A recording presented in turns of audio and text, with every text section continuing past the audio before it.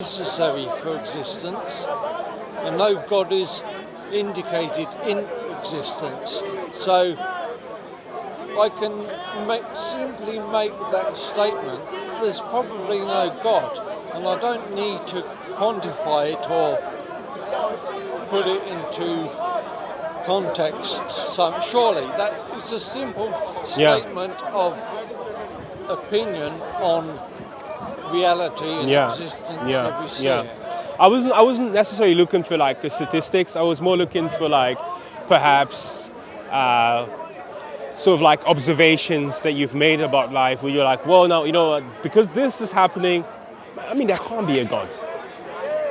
Like is it wars? Is it suffering? Now, suffering and wars are very good reasons against there being a God, but none of it. None of it invokes the existence or otherwise of a God. We don't need God to exist or in anything we see. But I think what we do observe in reality is that the idea of a God becomes difficult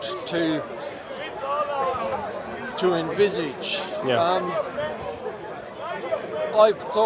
Since I'm very young, since adolescence and adulthood, I've been more and more convinced against the idea of there being a God. So I feel there's no controversy in saying that, but sadly, nowadays, it seems to often be a minority opinion. I don't believe in God. Well, there's a lady here doesn't believe in God. I don't believe in God. Yeah. Too much poverty, too much war, too many people dying of horrible diseases. There is no God. There's nothing. So if there was a God, then there wouldn't be any poverty and no wars. There's nothing. We're just here because we're here. Sure. Humankind have ruined this world. That's it. But let me flip that statement you just said, and you as well. So if the opposite was true about reality, so there's no wars, no one is poor, everyone is rich, everyone is... Well, no one will know, will they? But would that... No, but would that then... No, but answer my question. Would that mean that there is a God because of it? No, again, the God is not necessary there's no for existence. Saying this... I've gathered that. We're just here. Wars and suffering, or no wars and no suffering and plenty. None that doesn't demonstrate your God or a God. Okay, that's a fair point. It seems. Are you Muslim? Yeah, Are you Muslim? yeah. But then, how do you explain the need for a God for such a long time? Why have humans always believed in, or some form of like? For a start, I'd question. Someone's put something in your Yeah, bag. I know. I'd question the idea that humans have always needed God. Well, I think research. We've seen there have been exceptions to the idea that God's universal. There are some cultures that the idea of God and deity is unknown to them. Not many, certainly. An example? I cannot name one offhand. Okay. That's anecdotal. Most cultures throughout history observable have made mention of a God, deity, divine power. But I believe, and anyone can check that, there are exceptions to the God delusion. Primitive. Why is there not one God then? Why is there all different? What people, religion? Why is there just not one then? And everyone believes in the same thing. If it's all divided, isn't it? And that's the problem, Well, it can be a problem, yes. But in the Quran, Allah says, I could have created you all under one religion, but I didn't. And the purpose is, he says he didn't do that because he wants to test us individually. Every single person that has a particular revelation has to then adhere to that revelation. And then God will judge us towards the end. So there's an element of competition, in doing good. And that's what Allah says in the Quran. No revelation. Thanks, Dave. What if you're talking about the God using a multiplicity of existence in individuals Yeah. to explain Yeah. the variety we see in Yeah. that God is not revealed himself to everyone. I make no acknowledgement of a revelation. I've had no personal revelation. Yeah. I'm not saying that you need revelation to somehow demonstrate God, but Yeah. surely that's a human part of a human condition to invent deity, invent religious belief. We can see that in the way,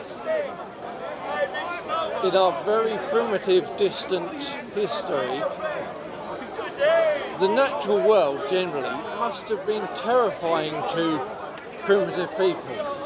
Natural events, the struggle of existence generally must have been terrifying and totally inexplicable to ancient primitive humans. You can see that a god, religion, deity is a fairly natural byproduct of that primitive ignorance. Well, you can argue that, but then how do you explain sophisticated? How do you explain? I mean, you can argue that, but how do you explain sophisticated ancient people who were involved in deciphering the natural laws and deciphering the mechanisms, but still believed in a god? How do you explain that? How do you explain that? That becomes difficult. We're talking about The Greeks. The Greeks.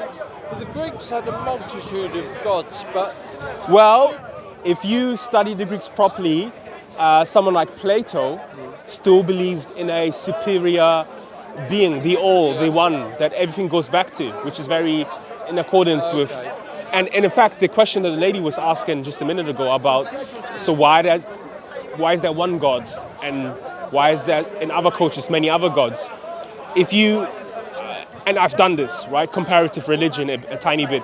If you really, really dig deep in, like, say for example, Hinduism or some sects of Buddhism, they tend to have this idea of this like one point of reference that everything goes back.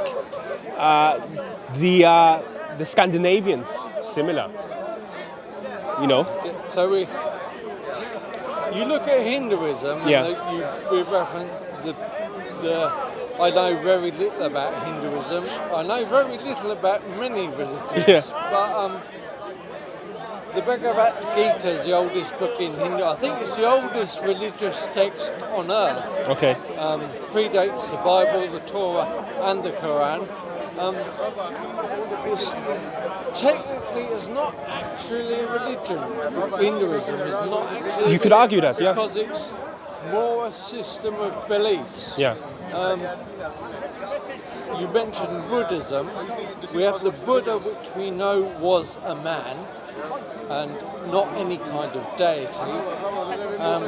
The teachings of the Buddha in Buddhism exist as a belief system around a man's teachings. And even then, we're seeing some Buddhists push the idea of attaching religious importance to the Buddha, making a divinity of him. Yes, but then also there's a debate and a discussion going on between Buddhists, different strands of Buddhism, where some people say there isn't a creator per se, and there's some people who argue that there is a thing like a creator or a point of reference that they call the originator of everything. It's very strange. One thing I found very interesting years ago, someone was telling me that sort of the Polynesian religions, Australia and all these places, they have this concept where they have this concept of a supreme being. I am from Congo myself, and we have like this deity called Zambe, and Zambe is the originator of the universe. Right. So the point I'm trying to make is that for some strange reason, there seems to be a pattern in history with human beings where they attach themselves to something beyond themselves. There's a need to do that. And we've established also that it's not always necessary with societies who are extremely primitive. We have highly sophisticated societies, apart from the Greeks, in fact, who had importance in supernatural, metaphysical explanations. And the reason I'm saying this is because I'm arguing it's because there's something innate in us, something that is wired in us that makes us go that way. You know? So that's answering your why there's a need for religion. Why is it? Yeah. Why? Yeah. Sorry. That's an intriguing question to pose because I do not have the answers to that yet. no, it might be attractive to attach the idea that it therefore demonstrates the existence of a divine power, but I still feel, being a cynic, that could it be equally explained as simply being a byproduct of human development to want there to be an answer outside ourselves to explain things. Surely inventing an answer is perhaps more attractive than admitting you do not know the answer. I think we can very true. We can see that in people individually. We can see that in cultures generally, back through history. Well, I'm arguing here, devil's advocate. You know, I'm playing a bit of devil's. I'm not trying to be the religious person here who has the book and the text that I'm referring to. I'm trying to reason with you and sympathize with you. So, to me, if I step outside religion for a second, there doesn't seem to be an answer to that. It's a bit of a mystery, a very strange mystery in terms of why humans need it. Because the whole shtick in the 18th century, in this country, you know, and don't quote me on this, with Darwin and all these other like individuals, Ludwig Feuerbach in Europe, Nietzsche, sort of emerging out of this. They seem to have thought that the next step in evolution was to abandon God. But like 200, 300 years later, it still hasn't happened. 300 and 200 years in history is nothing. I mean, I give you that, you know? It could happen 500 years from now. Yeah. But as we are sort of developing, it does not seem to be that God or the need for something beyond us is irrelevant. And I would argue, I don't think it will ever be that way, because there's this like mystery that comes with it. You know, it's like I could attempt to prove that there's a God via deduction. You know, I get right? I could do that, but I mean, I couldn't empirically. That's the problem. Prove that to you. I personally couldn't do that. God, I don't believe that. There is no way. I don't think there is any way for us to prove or disprove. Disprove or prove either way the existence or non-existence of a God being. I mean, even the definition of God itself varies greatly from culture to culture over time. I think we could probably agree that the non-God is a universal fact. It's simply a denial of there being a God. And of course, the problem we've seen with humans developing over time is the need for God does not demonstrate an actual physical need. We don't see God necessary for But when you say we, so I mean people generally. I'm not Yeah. obviously I cannot speak for all people. Yeah. I cannot speak for you. I have to be careful. In my opinion, is simply Yeah. that it's Yeah. individual and personal. Yeah, yeah. I mean, just for the viewers, there has been obviously attempts in history where theologians have attempted to prove God logically, so via mathematics or philosophically. But if I was to come in your terrain and you want empirical evidence, I wouldn't be able to do that. I could point at stuff and then make my deduction that way. I would agree with that Yeah. because empirical evidence, I cannot see it's possible to provide it to prove existence. But likewise, we cannot, I don't think, use empirical evidence to demonstrate non-existence. Yeah, I think there are three reliable truths when it comes to the existence of God. Either God exists and he manifests in reality, a God does not exist, and a God exists, but he doesn't. a God, sorry, number Yeah. two, a God exists, But doesn't. but he does not manifest in reality. Or number three, there Yeah. is no God. Yeah, yeah. Unfortunately, I need to think about these maxims before, options two but they and seem three are identical. 2 and 3. A God exists, But but he doesn't. he does not manifest in reality. And It's a very Spinozian way of looking at God. I mean, that's what he did, and it led to atheism for some people.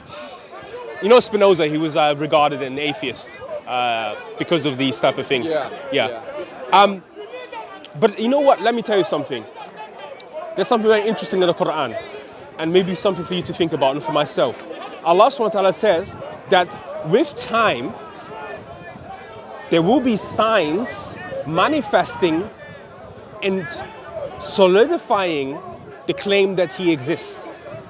There's a verse like that, right? I'm paraphrasing this and making it palatable so you understand it, but there's a verse where Allah subhanahu wa ta'ala says, and with time, our signs will become clear to them.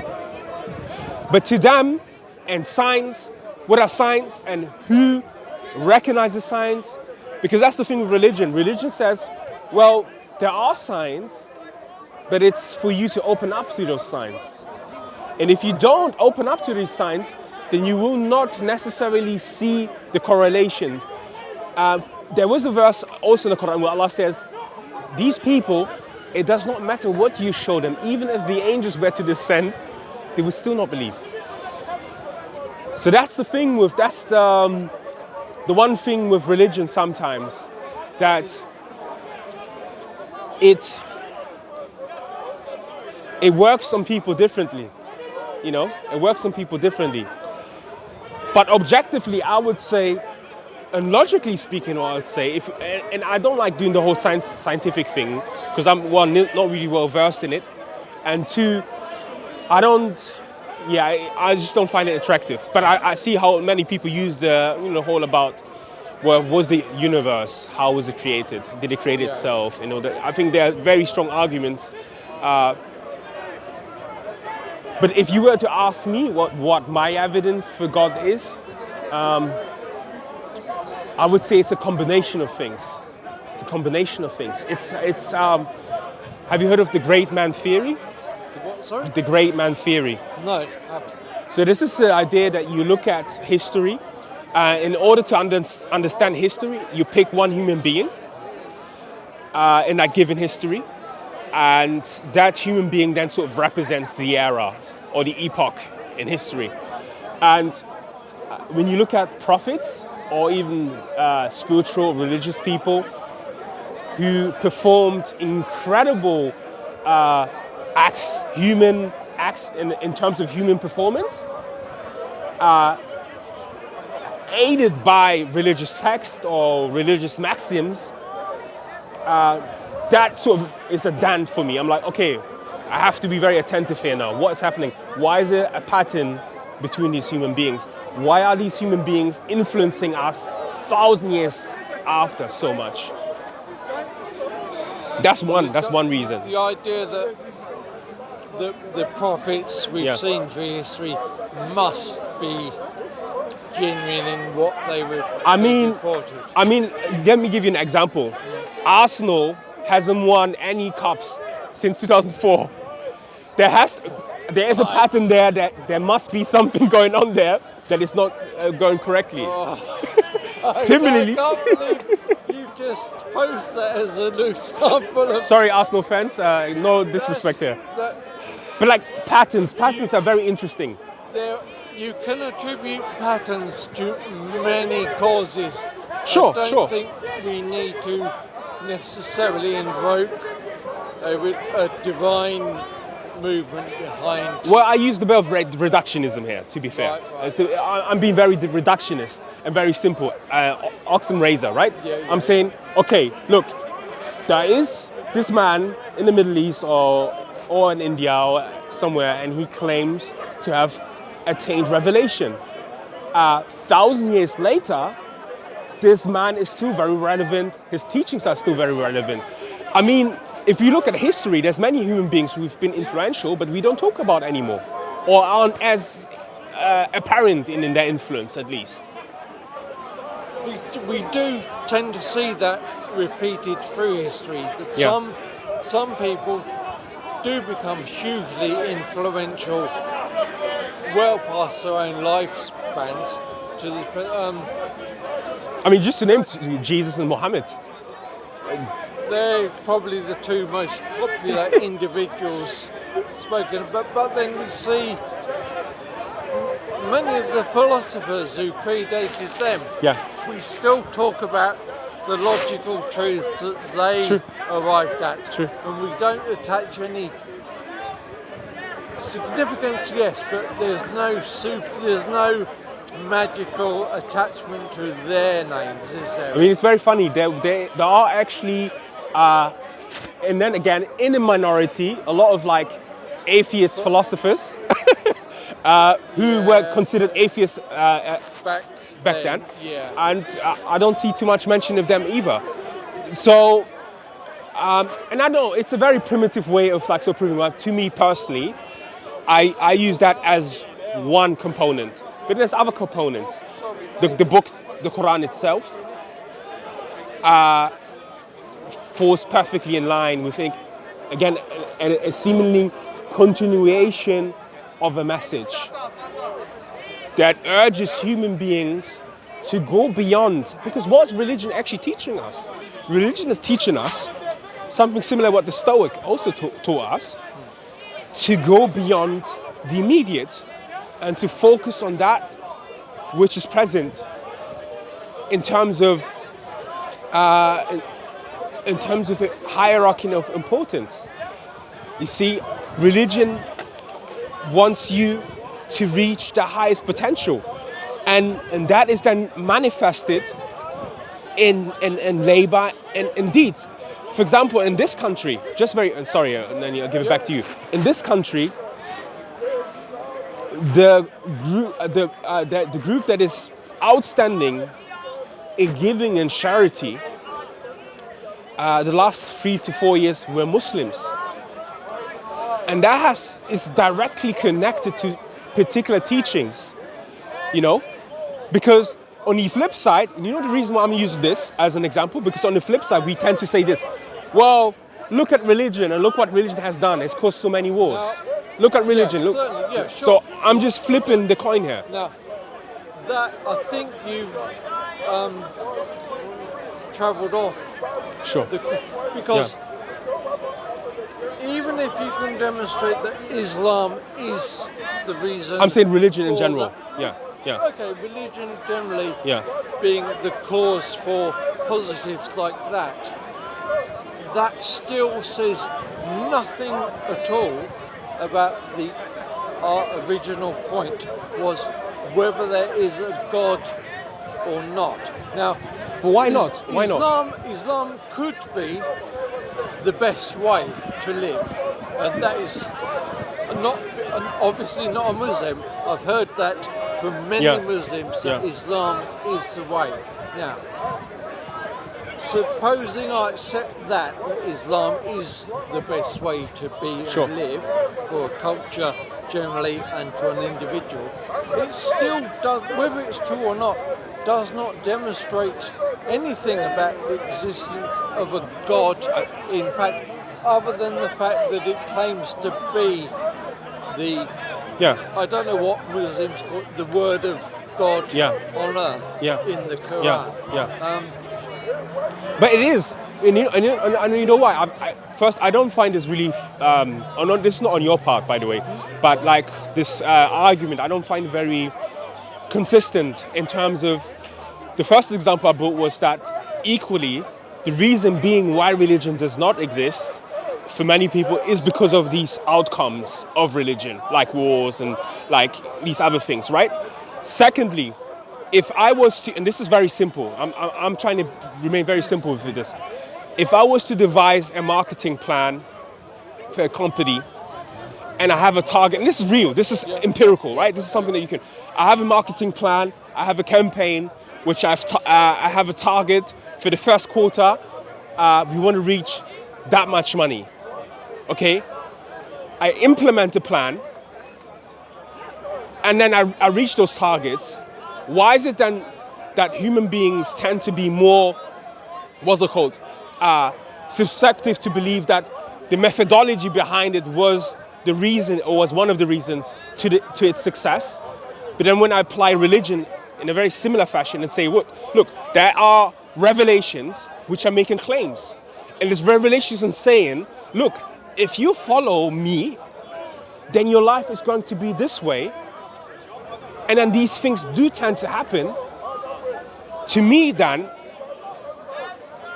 it indicates that there is truth in this. Now, you could argue, well, but there's other traditions and other societies who have come to the same conclusion without a God. But then that's for you to bring these examples and for you to bring and to argue that successfully or convincingly. But I think it's a very good way of measuring things, especially if you want to do things empirically. You look at, okay, there are given laws that have influenced us and they are making us run the way we organize ourselves, and we've organized ourselves for thousands of years. So that's a litmus test almost that I can look at religion and be like, well, this works. But it's not only this works, it has a claim attached to it. Is it reasonable to say you look at the world as it exists nowadays and say religion is somehow the key to, you have to be careful what words you attach to the way things are, but if we look at the world today and divide the nations on earth into, I think there's about 165 countries on earth. Maybe, I think there probably should be a lot more than that, but I agree. If we judge human existence in the things that make life good, easier, better, we can see that countries that are very religious, on the whole, they tend to be also the poorest, the least educated, the least advanced, the places where poverty and depredation exists to a larger degree. In contrast, the countries, places that are better in terms of quality in life and standard of living, they tend to be places where the population generally is less or not religious. Okay. Can you bring me some examples on both hands? Because I kind of agree with you in that. Most of the countries in the third and developing world are very religious. Some countries in sub-Saharan Africa and Eurasia, their religiosity is in the high 90 percentile.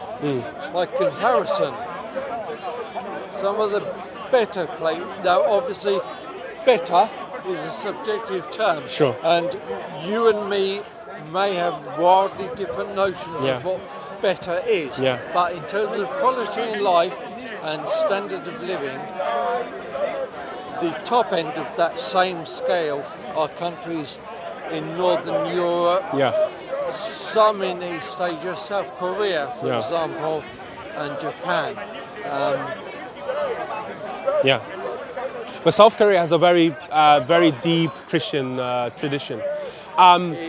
It certainly does, which complicates the idea. No, but I agree with you. horribly. I do agree with you, and I can think of like I many have to be countries. careful Yeah, because I'm not yeah, citing Yeah, that yeah. as, Yeah. as proof against Yeah. a God. But you're just throwing I it back think at me. it's- Yeah, I think it's Yeah. a valid answer to what you suggested yeah. previously. yeah. That Well, if we there was actually, since I'm entertaining you and your criteria for truth, right? Because your criteria for truth or determining truth may perhaps be different than mine. There was a study from a German university. I think it was the University of Heidelberg. Don't quote me on this. You can research this. They did a research and they had a response of 90,000 people. It's a huge study. And they asked about the well-being and how they sort of like view themselves and the world. And by far, religious people tend to be more happier. happier, yeah. Right?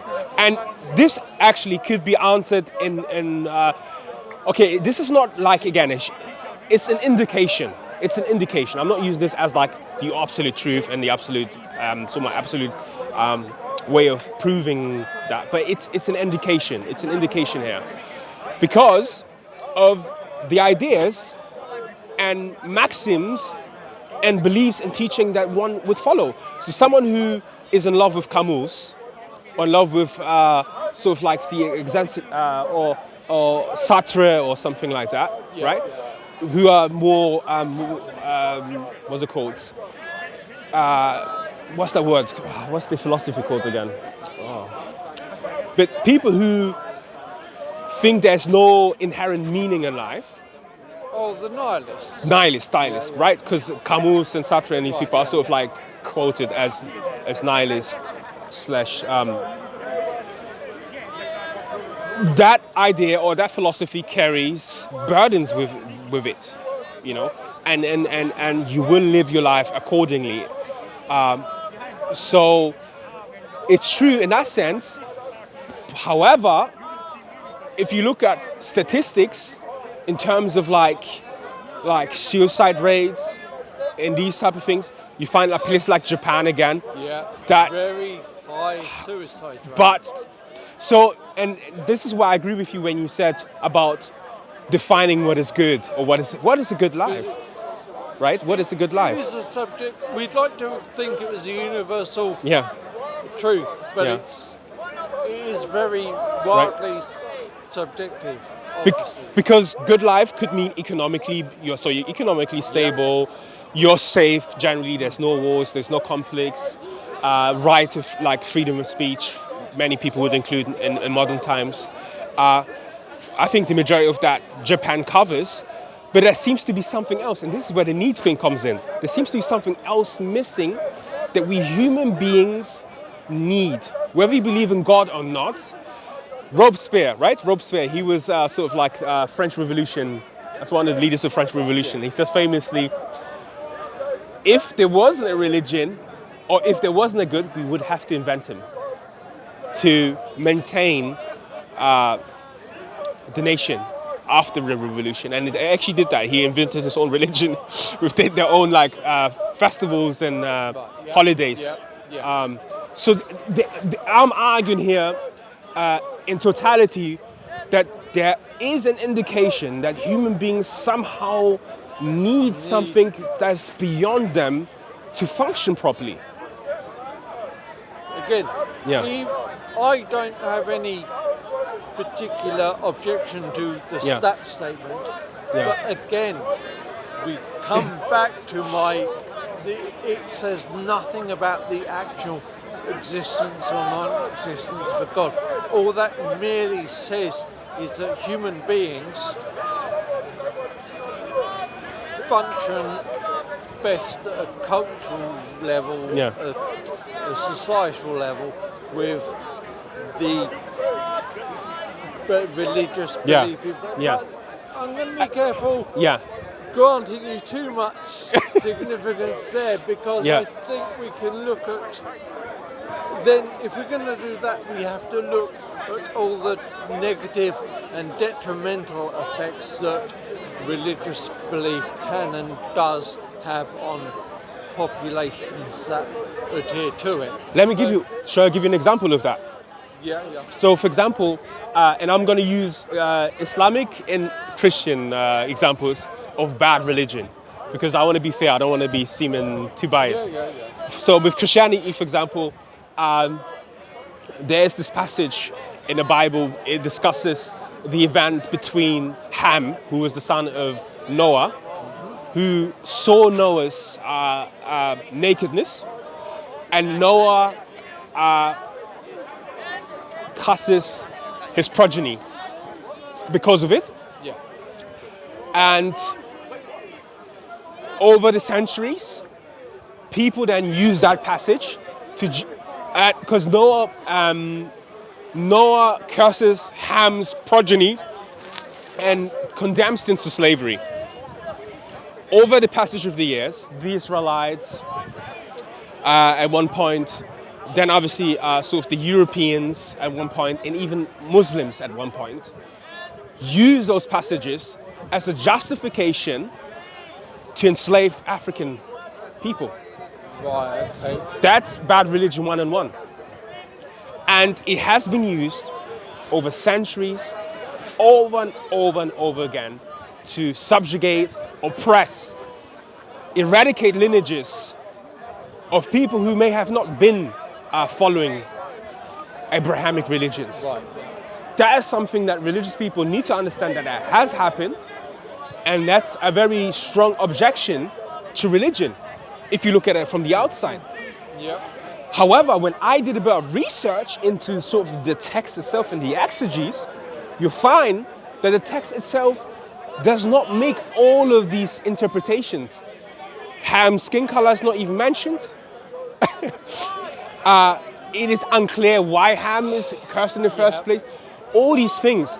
So religion, or bad religion, has been instrumentalized over the years to do these bad things over and over again. We have it recently with ISIS. They were oppressing people, they're killing people, they're enslaving people, and they have text to justify it. They go to the Quran and say, well, the Quran says it. I'm allowed to have slaves, and they go ahead and do it. You see? And these are the problems that, like, sort of as religious people we are facing in modernity, because this doesn't seem to be sort of like an authoritative body that can sort of like get rid of these issues that are occurring. Well, I mean, it's what the Taliban did 20 years in Afghanistan. This is one of the reasons why a lot of the Afghani people have left Afghanistan now, because of the fear of what took place 20 years ago. And it was all done in the name of religion. So these are certain things I believe sometimes religious people have to take a bit more serious and have to take into consideration why certain people are like, well, hey, if that's your religion, I don't want any part of it. And just quickly, right, to finish off, this is precisely something that the Prophet Muhammad himself knew at his time.